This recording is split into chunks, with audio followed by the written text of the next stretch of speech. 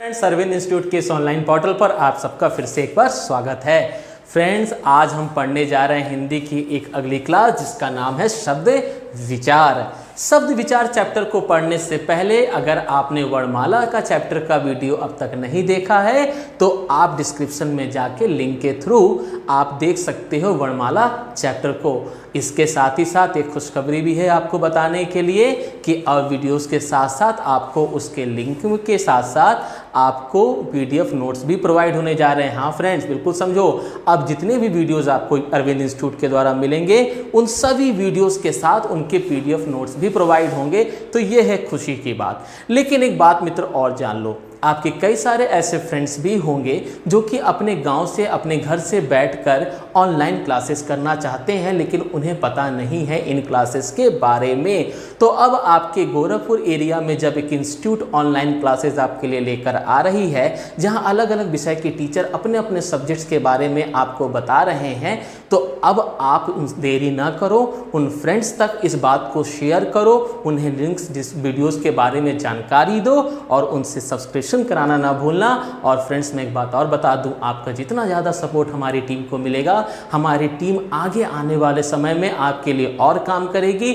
हमारी live classes, हमारे content, हमारे मटेरियल, वो सभी आपको ऑनलाइन प्रोवाइड होने जा रहे हैं। तो बिना देर किए ज़्यादा से ज़्यादा हमारे वीडियोज़ को शेयर करो और अपना सपोर्ट करो। मित्र, सबसे पहले देखते हैं शब्द विचार के बारे में कि शब्द होते क्या हैं।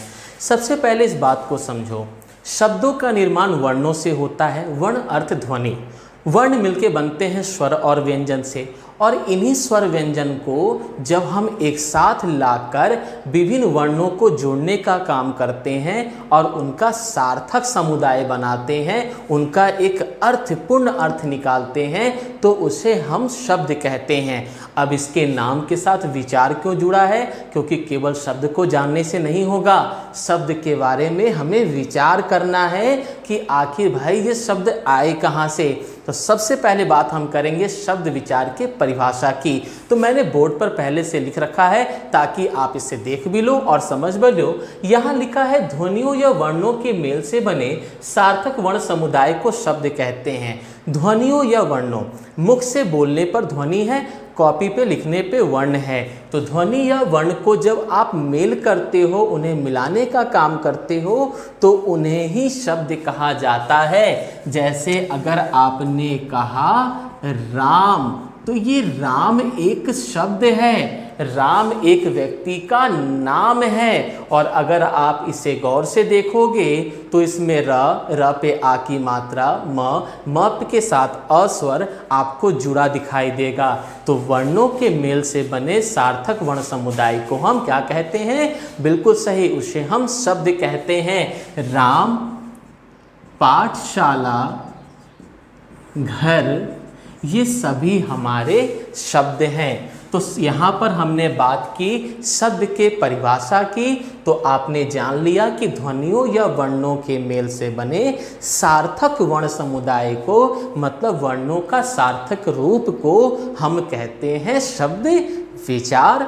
तो आइए बात करते हैं हम लोग शब्द के प्रकार के बारे में।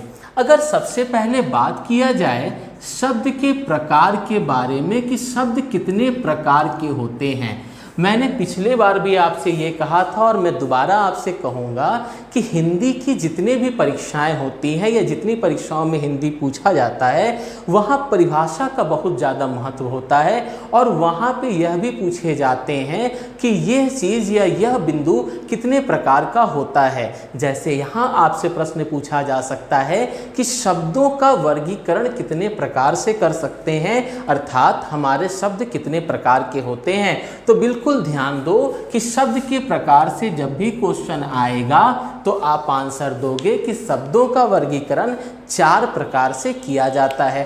अब आपके मन में यह प्रश्न उठेगा कि आखिर वो कौन से प्रकार हैं जिनके आधार पर हम शब्दों का वर्गीकरण करते हैं।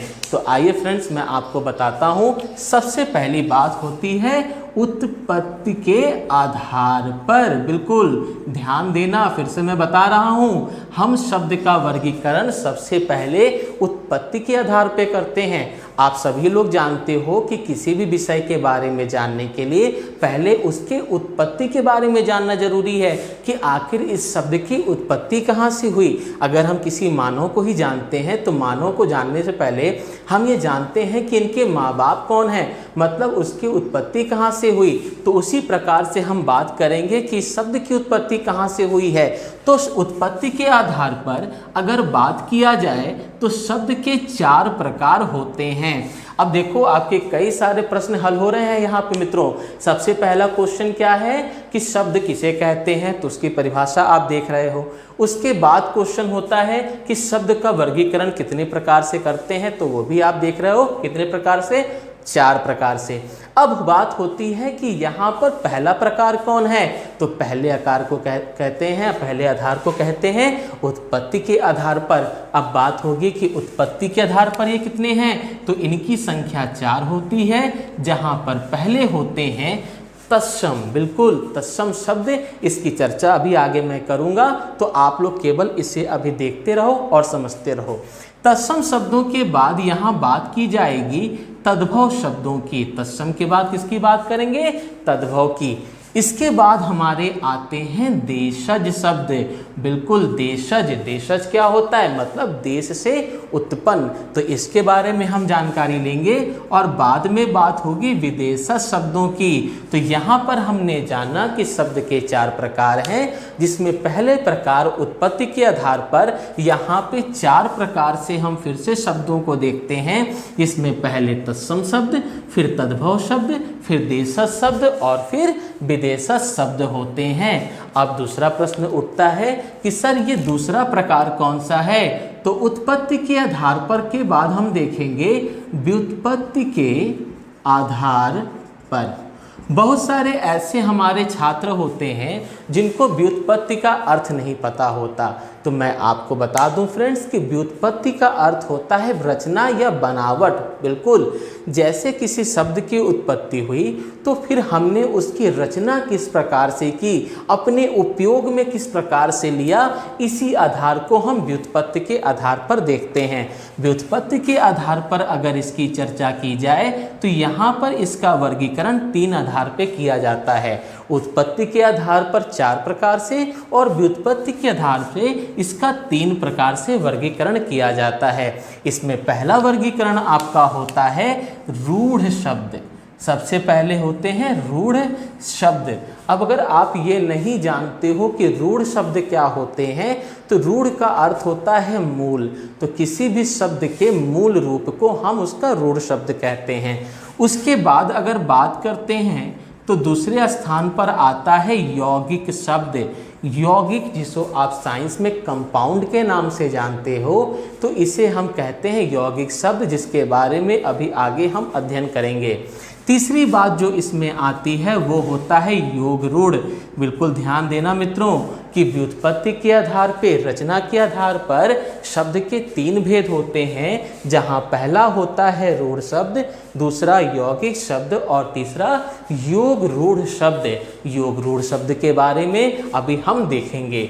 इसके बाद बात करते हैं तो होता है अर्थ के आधार पर।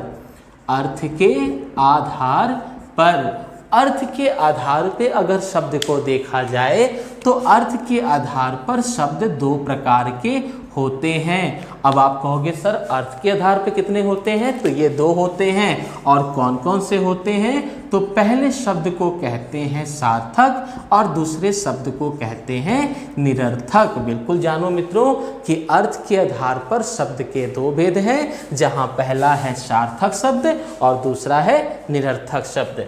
अब चौथे प्रकार की अगर हम बात करते हैं तो ये होता है प्रयोग के आधार पर। बिल्कुल मित्रों आप इस बात को जानो कि प्रयोग के आधार पर भी शब्द के 2 भेद होते हैं। अब आप कहोगे सर वो 2 शब्द कौन कौन से हैं, तो इसका पहला शब्द जो होता है उस शब्द को हम कहते हैं विकारी शब्द। अब आप कहोगे सर विकारी शब्द क्या होता है, तो मैं फिलहाल केवल आपको बता दे रहा हूं, मैं आगे आपको लिखवाऊंगा। ध्यान देना मित्र, परीक्षा के दृष्टिकोण से हर चीज़ को बाय डिटेल जानना जरूरी है। अगर आप यह सोचते हो कि केवल ऊपरी बातों को जानकर आप परीक्षा को पास कर सकते हो और सरकारी नौकरी प्राप्त कर सकते हो तो ये असंभव है, क्योंकि आप ही की तरह करोड़ों छात्र एग्ज़ाम की तैयारी कर रहे हैं और अपने उज्जवल भविष्य के बारे में सोच रहे हैं। तो कभी भी पढ़ाई को आप सीरियस वे में मन से एकांत में बैठ कर करो। इस वीडियोस को भी देखते समय आप जितने भी वीडियोस देखते हो आप उसे अलग कमरे में बैठकर शांतिपूर्वक उसे पढ़ो, ताकि आपकी पढ़ाई ऐसी हो कि आप नौकरी पा सको।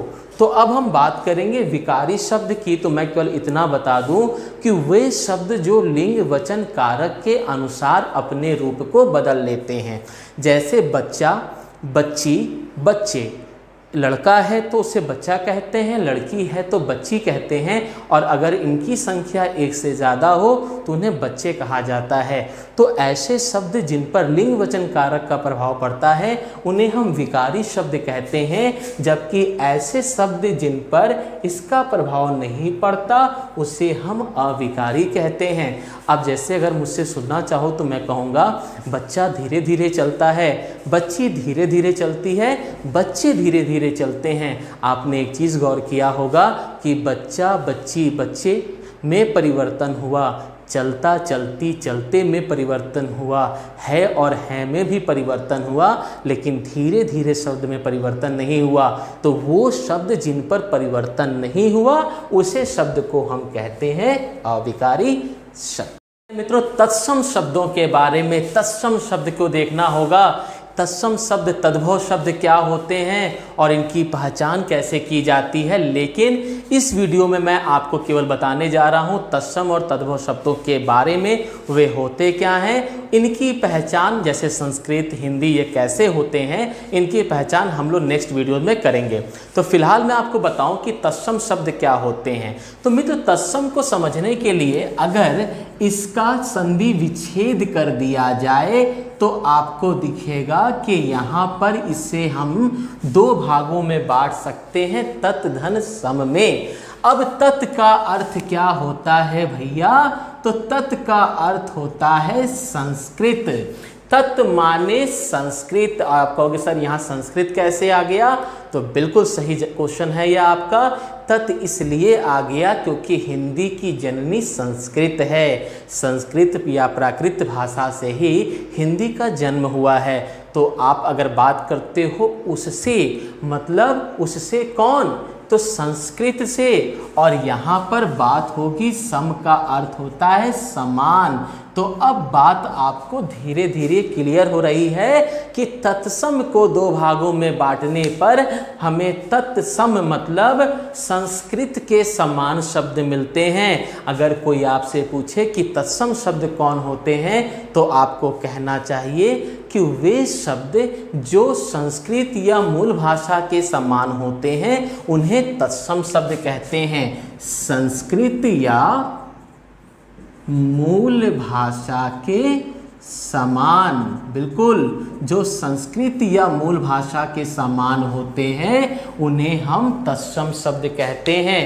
मैं आपको अगर एग्जाम्पल बताऊं तो जैसे आप जिसे आग कहते हो उसे संस्कृत में अग्नि कहा जाता है। तो ये आपका वह हिंदी शब्द है जो आप बोलते हो, लेकिन उसके तत्सम शब्द को देखा जाए, उसके मूल शब्द को देखा जाए तो उसे हम अग्नि कहते हैं। और नौकरी पानी है तो भैया आपको भी अग्नि परीक्षा देनी पड़ेगी।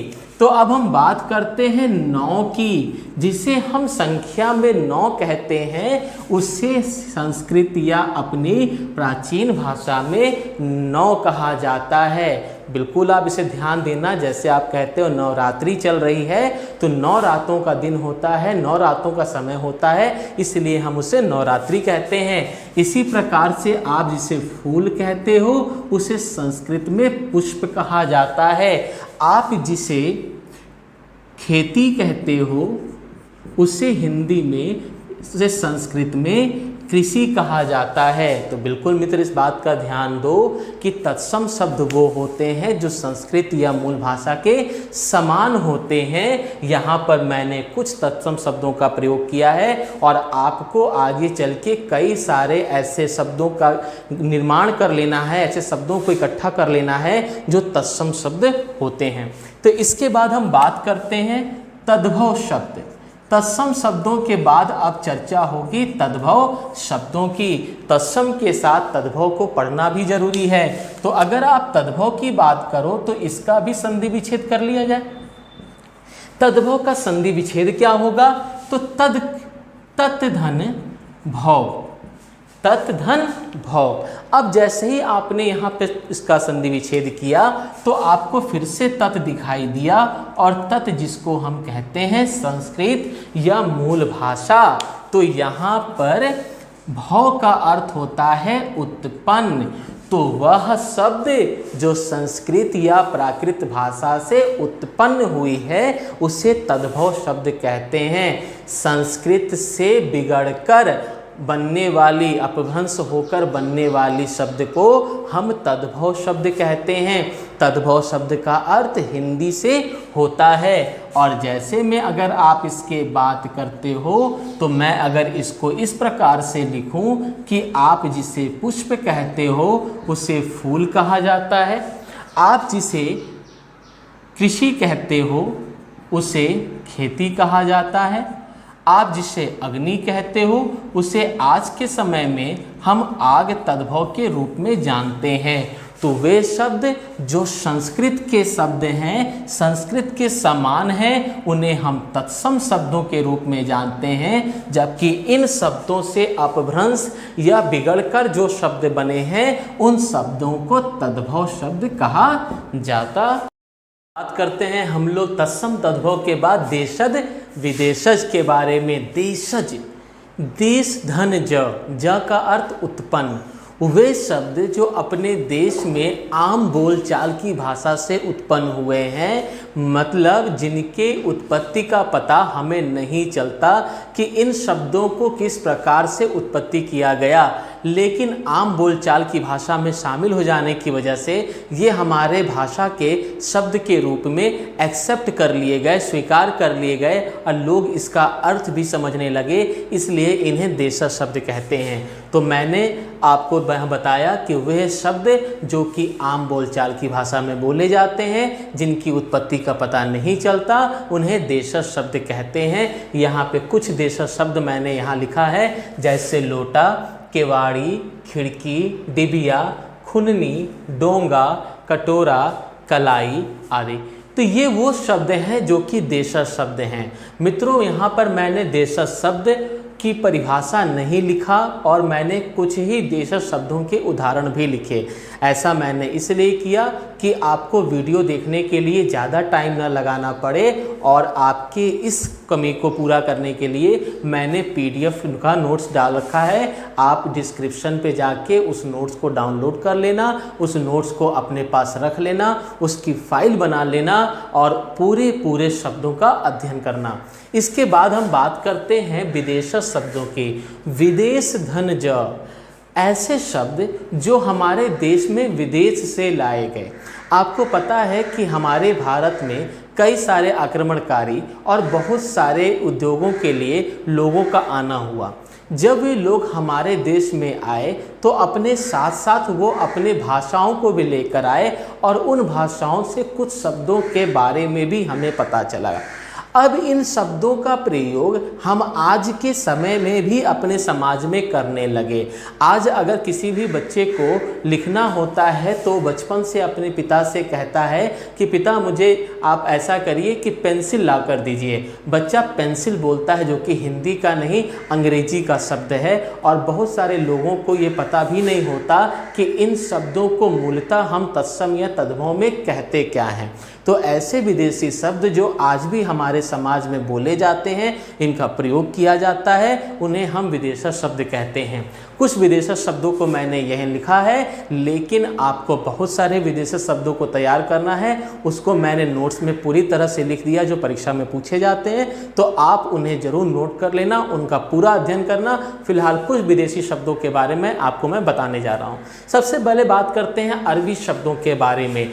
अरब से आए हुए शब्द कहलाए अरबी शब्द, तो अमीर, अक्ल, आखिर, औरत, एहसान, कर्ज, किस्मत, औलाद, कातिल, तरक्की, खत, दफ्तर, कायदा, गरीब आदि वे शब्द हैं जो अरब देशों से लाए गए अरबी शब्द हैं और इनका प्रयोग आज भी किया जाता है। इसके बाद अगर हम बात करें फारसी शब्दों के बारे में अगर बात करते हैं, तो आपको पता है कि उर्दू की जो मूल भाषा है, जो उसकी लिपि है, वो फारसी होती है। तो उन शब्दों को देखा जाए तो उसमें दुकान, अफसोस, आबरू, आतिशबाजी, अदा, आराम, कबूतर, चिराग, तमाशा, सरदार, दस्तूर, पैमाना आदि वे शब्द हैं जो कि फारसी शब्द से उदाहरण हैं। मैं आपको बता दूं कि अगर आप परीक्षा अभी आपने ज़्यादा नहीं दी है, तो हिंदी की परीक्षाओं में यह प्रश्न पूछा जाता है कि यह शब्द किस भाषा से आया है। जैसे परीक्षा में अगर ये पूछ देगा कि सरदार शब्द की उत्पत्ति किस भाषा के शब्द से हुई है, तो आपको याद रखना है कि सरदार शब्द फारसी शब्द का उदाहरण है।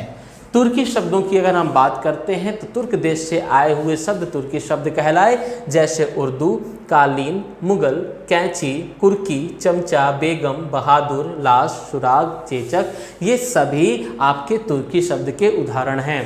फ्रांसीसी शब्द आप जानते हैं, फ्रांस की भाषा फ्रांसीसी, पुलिस, कार्टून, इंजीनियर, कर्फ्यू, बिगुल, ये सभी फ्रांसीसी शब्द हैं जो हमारे देश में बोले जाते हैं। कई सारे मित्र इंजीनियरिंग की तैयारी करते हैं, उन्हें जानना चाहिए कि इंजीनियर बनके ये जो शब्द इंजीनियर है, ये फ्रांस की भाषा का शब्द है।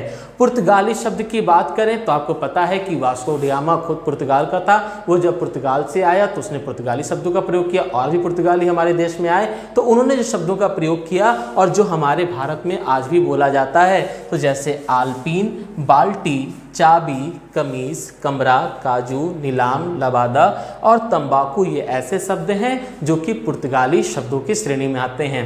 इसके बाद परीक्षा में यह क्वेश्चन बार बार पूछा जाता है कि रिक्शा किस भाषा का शब्द है, तो आपको जानना चाहिए कि रिक्शा एक जापानी शब्द है। इसके बाद अगर हम बात करते हैं यूनानी शब्दों के बारे में, यूनान की भाषा टेलीफोन, टेलीग्राम, डेल्टा आदि, ये वो सब शब्द हैं जो हम आज भी अपने जीवन में प्रयोग कर रहे हैं। और आखिरी हम बात करते हैं अंग्रेजी शब्दों के बारे में। ये डॉक्टर, लालटेन, bottle, meal, engineering, commission, camp, class, tuition, ये वो सभी शब्द हैं जिनका प्रयोग हम सभी लोगों के द्वारा साधारण अंग्रेजी में ही किया जाता है।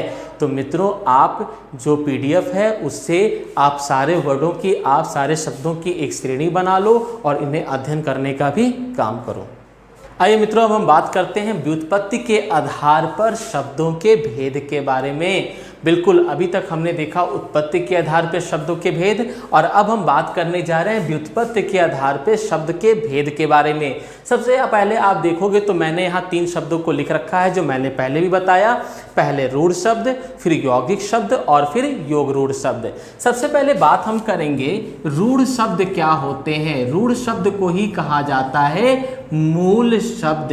तो सबसे पहले मित्रों आप इस बात को जानिए कि रूढ़ शब्द वे शब्द होते हैं जिनके विग्रह सार्थक नहीं होते हैं, मतलब जिनको तोड़ा नहीं जा सकता, उन्हें हम रूढ़ या मूल शब्द कहते हैं। बिल्कुल समझो कि वैसे शब्द जिन्हें तोड़ा नहीं जा सकता, जिनका विभाजन नहीं किया जा सकता, क्योंकि इनका विभाजन करने पे या एक सार्थक अर्थ नहीं देते, उन्हें रूढ़ शब्द कहते हैं। जैसे अगर आप इसके उदाहरण की बात करते हो तो इसके उदाहरण में आता है सबसे पहले पेड़, गाय, कलम आदि। ये ऐसे शब्द हैं जिनको तोड़ा नहीं जा सकता, तो ऐसे शब्द कहलाते हैं रूढ़ या मूल शब्द। दूसरी बात अगर हम करते हैं तो हमें मिलता है यौगिक शब्द। अब बात उठती है कि यौगिक शब्द हम किसे कहते हैं। तो आपको जानना चाहिए मित्रों कि दो रूढ़ शब्दों से मिलकर जब एक नया शब्द बनता है तो उसे हम यौगिक शब्द कहते हैं। बिल्कुल ध्यान दीजिए, दो मूल शब्दों को मिलाने से, दो रूढ़ शब्दों को मिलाने से जो शब्द बनता है उसे यौगिक शब्द कहते हैं। जैसे अगर आप बात करते हो पाठशाला की, अगर आप बात करते हो पाकशाला की, या फिर अगर हम देखते हैं विद्यालय, तो ये वो शब्द हैं जो यौगिक शब्द कहलाते हैं। ये ऐसे शब्द होते हैं जिनको तोड़ा जा सकता है और इनका विग्रह करके इनके अलग अलग अर्थों को भी जाना जा सकता है। जैसे पाठशाला का संधि विच्छेद करने पे आपको पाठ धन शाला मिलता है, मतलब शाला का अर्थ स्थान, घर, वह जगह जहाँ पाठ किया जाता है, जहाँ पढ़ाई की जाती है, उसे पाठशाला कहते हैं। लेकिन अगर वहाँ पे पाक किया जाएगा, भोजन तैयार किया जाएगा, भोजन से संबंधित कार्य किए जाएंगे, तो उसे पाकशाला कहा जाएगा।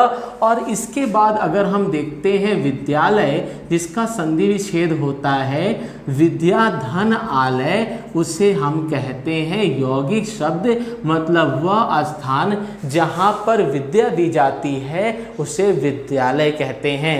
तो आप फिर से अंतर समझो, वे शब्द जिनके विग्रह नहीं किए जा सकते हैं, क्योंकि विग्रह करने पर, तोड़ने पर, उनका विच्छेद करने पे सार्थक अर्थ नहीं मिलता, उन्हें रूढ़ शब्द कहते हैं। जबकि वे शब्द जिनके विग्रह किए जा सकते हैं, जिनको तोड़ा जा सकता है, क्योंकि ये दो रूढ़ शब्दों के मेल से बनते हैं, ऐसे शब्दों को यौगिक शब्द कहा जाता है। अब बात उठती है कि सर यौगिक शब्दों को हम कितने प्रकार से देख सकते हैं? तो मेरे प्यारे भाइयों, यह जानो कि यौगिक शब्दों का अध्ययन हमें दो प्रकार से करना पड़ता है। पहला प्रकार होता है शब्द के आधार पर, और दूसरा होता है शब्दांशों के आधार पर। शब्द के आधार पर ये वही विग्रह हैं जो मैंने आपको अभी दिखाया, जैसे पाठशाला, पाकशाला, ये सभी शब्द जो आपने देखे, ये सही शब्द जो हैं वो शब्द के आधार पर होते हैं, जो आपको जानने की ज़रूरत है। अगर किसी परीक्षा में पूछता है कि यह शब्द रूढ़ शब्द है कि यौगिक है, तो आप उसका संधि विच्छेद करके देख लो। अगर उस शब्द को संधि विच्छेद किया जा सकता है तो वो रूढ़ का नहीं बल्कि यौगिक शब्दों का उदाहरण कहलाता है। इसके अलावा अगर हम शब्दांशों के आधार पर बात करते हैं तो शब्दांशों के आधार पर यौगिक शब्दों को दो प्रकार से पढ़ा जाता है, पहला उपसर्ग और दूसरा प्रत्यय।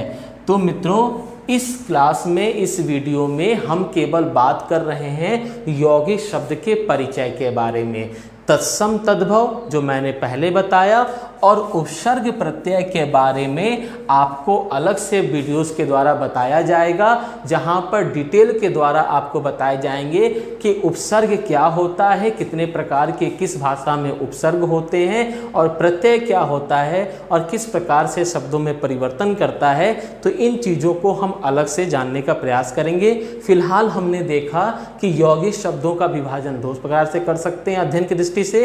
पहला शब्द के आधार पर, जैसे पाकशाला, पाठशाला, विद्यालय, और दूसरा शब्दांशों के आधार पर देखा जाए तो उपसर्ग और प्रत्यय।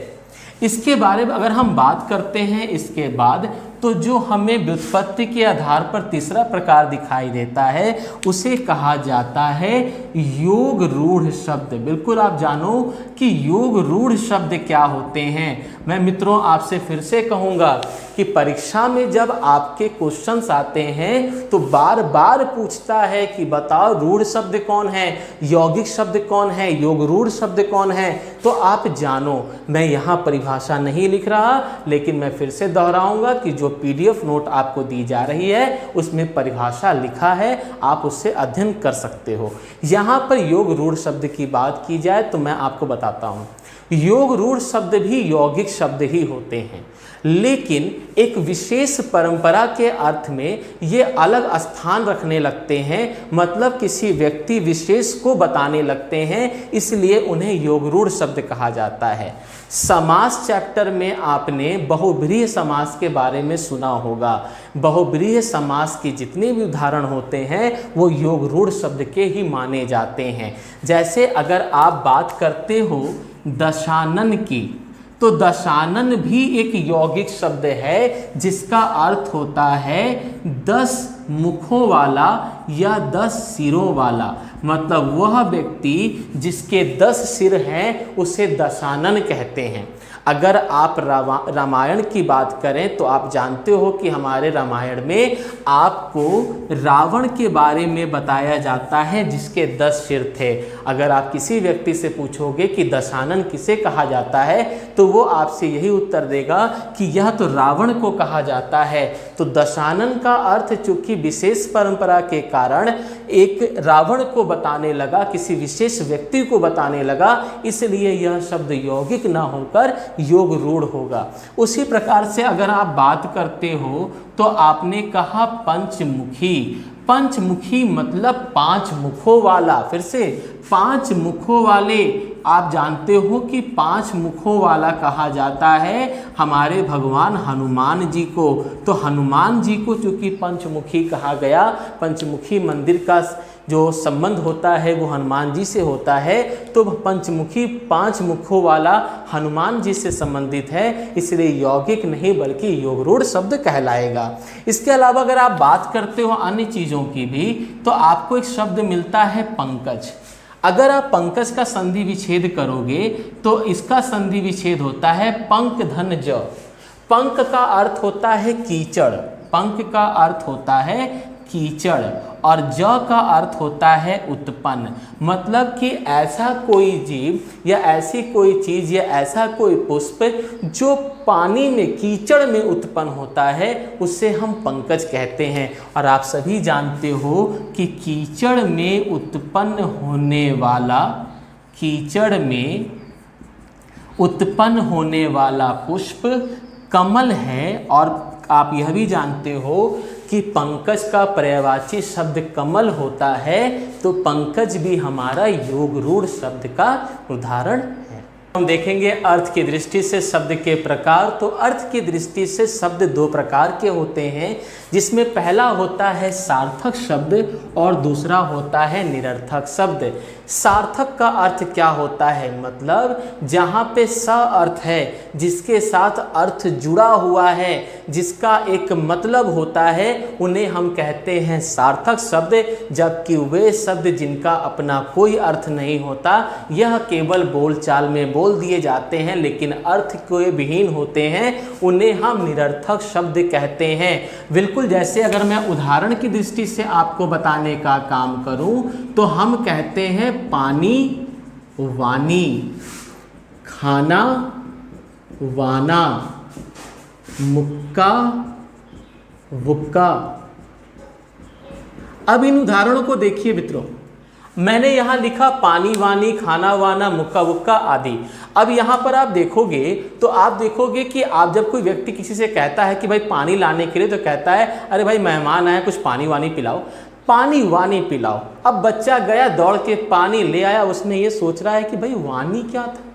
तो आप बिल्कुल जानते हो कि बच्चा सामान्यतः ऐसा कंफ्यूज नहीं होता, क्योंकि उसे पता है कि पानी के साथ वानी शब्द जो है वो एक निरर्थक शब्द है, उसका कोई अर्थ नहीं है, जो बोलचाल में बोल दिया गया है। अब चूंकि पानी का अपना एक अर्थ है तो ये पानी हमारा सार्थक शब्द कहलाएगा, जबकि वानी हमारा निरर्थक शब्द कहलाएगा। हम इसे सार्थक निरर्थक के रूप में देख रहे हैं, और आपने ये भी देखा होगा कि ये शब्द हमेशा एक साथ बोले जाते हैं। इसके अलावा अगर हम बात करते हैं खाना वाना की, तो भाई लोग कहते हैं कि हमारे घर आए हैं, बिना खाना वाना खाए तो जाने नहीं दूंगा। तो खाना वाना की बात की जाती है। खाना फिर से हमारा कैसा शब्द होगा, बिल्कुल सार्थक शब्द होगा। खाना भोजन करके जाना है, लेकिन वाना भाई नहीं कुछ है तो वाना फिर से हमारा निरर्थक शब्द होगा। इसके अलावा फिर से हम बात करें तो व्यक्ति कहता है कि अरे भाई इस तरह की बातें ना करो वरना मुक्का वक्का खा सकते हो। अब यहाँ पर आप देखो तो मुक्का एक सार्थक शब्द होता है, जबकि निरर्थक शब्द यहाँ पे मुक्का होगा। मैं फिर से बता रहा हूँ, मैंने सार्थक शब्द और निरर्थक शब्द की परिभाषा इसलिए नहीं लिखी है क्योंकि ये परिभाषा आपके PDF नोट्स में अवेलेबल है। इसके अलावा अगर हम बात करते हैं मित्रों चौथे काइंड के बारे में, तो वो होता है प्रयोग की दृष्टि से। प्रयोग की दृष्टि से, प्रयोग की दृष्टि से मैं फिर से आपको बता देता हूं कि प्रयोग की दृष्टि से हम सभी जानते हैं कि इसमें दो तरह के शब्द आते हैं, एक विकारी शब्द और दूसरा अविकारी शब्द। विकारी शब्द और अविकारी शब्द, मैंने देखा है कि बहुत सारे छात्र ऐसे हैं जो विकारी और अविकारी शब्द में अंतर नहीं जानते हैं। तो मित्र आप समझ लो कि प्रयोग की दृष्टि से, वाक्य प्रयोग की दृष्टि से यहाँ पर बात होती है लिंग वचन और कारक की। बिल्कुल लिंग वचन कारक कि पुल्लिंग स्त्रीलिंग में क्या उसका प्रयोग करेंगे। आप बात करोगे वचन की तो एक वचन बहुवचन में कैसे प्रयोग होगा, और जो हमारे 8 प्रकार के कारक हैं उनका वाक्य में कैसा प्रयोग होगा और उन शब्दों पे क्या प्रभाव पड़ेगा, उन्हें हम कहते हैं प्रयोग की दृष्टि से शब्दों का प्रयोग। अब आप समझो कि जिन शब्दों पर लिंग वचन कारक का प्रभाव पड़ेगा वे सभी शब्द जिन पर लिंग वचन कारक का प्रभाव पड़ता है, जिनमें परिवर्तन होता है, ऐसे शब्दों को हम विकारी शब्द कहते हैं। जबकि वे शब्द जिन पर लिंग वचन कारक का प्रभाव नहीं पड़ता उन्हें हम अविकारी शब्द कहते हैं। एक बात मित्र मैं आपको समझा दूं कि संज्ञा, सर्वनाम, विशेषण और क्रिया, ये चारों के ऊपर संज्ञा शब्द, सर्वनाम शब्द, विशेषण शब्द और क्रिया शब्द, इन चारों के ऊपर लिंग वचन कारक का प्रभाव पड़ता है, इसलिए इन सभी को हम विकारी शब्द कहते हैं।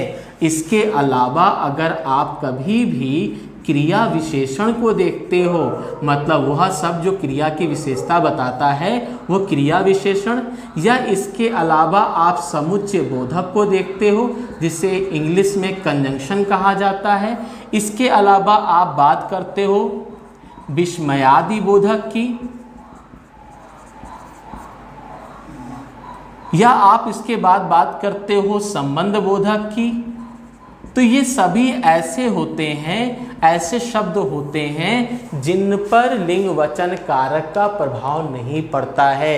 यही एक कारण है इनको अव्यय के नाम से भी जाना जाता है। जिनका व्यय ना हो सके तो आप फिर से यह जानो कि प्रयोग की दृष्टि से 2 प्रकार के शब्द होते हैं, पहला विकारी शब्द और दूसरा अविकारी शब्द। विकारी शब्द वे होते हैं जिन पे लिंग वचन कारक का प्रभाव पड़ता है। संज्ञा, सर्वनाम, विशेषण, क्रिया के शब्द इसके उदाहरण होते हैं, जबकि आपके क्रिया विशेषण, समुच्चय बोधक, विस्मयादि बोधक, संबंध बोधक, इन पर लिंग वचन कारक का प्रभाव नहीं पड़ता है। मैं एक उदाहरण के माध्यम से आपको समझा दूं कि आपने कहा बच्चा पढ़ता है। अब आप देखो मित्रों कि जैसे ही आप इसके लिंग में परिवर्तन करोगे, आपने जैसे ही एक बच्ची को लाने का काम किया, बच्चा बच्ची हो गया, तो यहाँ पर पढ़ता है को हमने लिखा पढ़ती है। अब आपने क्या किया कि इसके वचन में परिवर्तन कर दिया। वचन में परिवर्तन करने से आपने क्या कहा कि बच्चा पढ़ता है, तो आपने परिवर्तन करके कह दिया कि बच्चे पढ़ते हैं। अब आपने एक चीज़ गौर किया कि जैसे ही आपने बच्चों की संख्या में वृद्धि कर दी, बच्चों की संख्या बढ़ा दी, ये बच्चा बच्चे हो गया और पढ़ता पढ़ते हो गया, और है को भी हमने देखा है के रूप में। तो यही परिवर्तन जहाँ पर दिखाई दे, ऐसे शब्दों को हम विकारी शब्द कहते हैं। जबकि ऐसा परिवर्तन अगर आपको कहीं नहीं दिखता है, मैं कारक का भी उदाहरण आपको दे दूं। जैसे मैंने कहा कि बच्चा पढ़ता है, अगर आप इसे कारक के रूप में देखोगे तो लोग कहते हैं इस प्रकार से भी कि बच्चे को पढ़ने दो। अब यहाँ पर आप देखोगे तो कर्म कारक यहाँ जुड़ गया, कर्ता ने कर्म को, तो बच्चे को पढ़ने दो, यहाँ पे कर्म कारक जुड़ गया। तो बिल्कुल जिन शब्दों पर जिन पर प्रभाव पड़ेगा लिंग वचन कारक का वे विकारी, और जिन पर प्रभाव नहीं पड़ता है उन्हें हम अविकारी शब्द कहते हैं। अगर इसी वाक्य में मैं ये लिख दूं कि बच्चा धीरे धीरे पढ़ता है, तो आप एक चीज गौर करना कि यहाँ पर धीरे धीरे में कोई परिवर्तन नहीं होगा। तो कोई परिवर्तन ना होने का कारण क्या है? क्योंकि यह हमारे अविकारी शब्द में आता है और इस वजह से इस पर लिंग वचन कारक का कोई प्रभाव नहीं पड़ रहा है। तो मित्रों, ये था हमारे शब्द विचार के कुछ वो प्रकार जिन्हें हमें देखना है और इनकी परिभाषा को समझना है। मैंने यहाँ पर शब्द विचार के बारे में और उसके प्रकार के बारे में आपको डिटेल से सब कुछ बता दिया।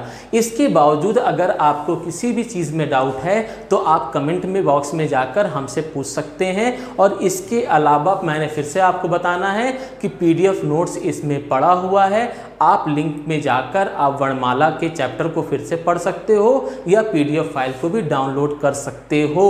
तो मित्रों, आप ज़्यादा से ज़्यादा हमारे वीडियोस को शेयर करिए, खासकर उन बच्चों तक पहुंचाइए जो हमारे इंस्टीट्यूट को नहीं जानते और जो यह सोचते हैं कि केवल महंगी महंगी फीस देके ही हम अपने सपने को पूरा कर सकते हैं। तो ऐसा नहीं है। अरविंद इंस्टीट्यूट आपके गोरखपुर शहर से ऑफलाइन एंड ऑनलाइन क्लासेज आपके लिए लेकर आ रहा है, और जितना ज़्यादा आपका सहयोग मिलेगा, जितना ज़्यादा आप लोग सब्सक्राइब करोगे, तो हम बहुत जल्दी लाइव क्लासेस भी लेकर आ रहे हैं आपके लिए, जहां पर आपको सीधे माध्यम से पढ़ाया जाएगा, आपके डाउट्स को भी पूरा किया जाएगा और आपके अगले परीक्षाओं के लिए आपकी तैयारी कराई जाएगी। तो फ्रेंड्स, बिल्कुल आप समय मत गवाओ, ज़्यादा से ज़्यादा वीडियोस के माध्यम से पढ़ाई करिए, अपने दोस्तों को शेयर करिए और वीडियो सब्सक्राइब कराइए। Thank you.